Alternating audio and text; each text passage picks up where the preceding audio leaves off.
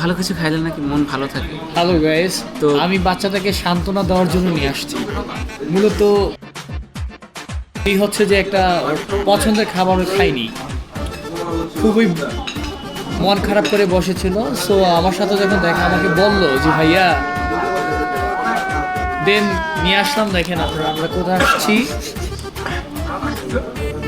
তো শোনেন, সব কথার এক কথা হচ্ছে, এখন আমরা কি খাবো জানেন? আমি যেহেতু 500 টাকার জন্য ওই জিনিসটা খাইতে পারিনি, ঠিক আছে, সেটা নিয়ে মন খারাপ, তো ভাবলাম যে লাইফে চিল করতে হবে বেশি। তো দেখেন এখন এই যে এখন এটা খাবো, যে কি জানো, চিকেন চিকেন চিকেন। এই যে এটা, চাপসিনা। এই যে এটা 200, মানে আমরা দুজন 200 200 400।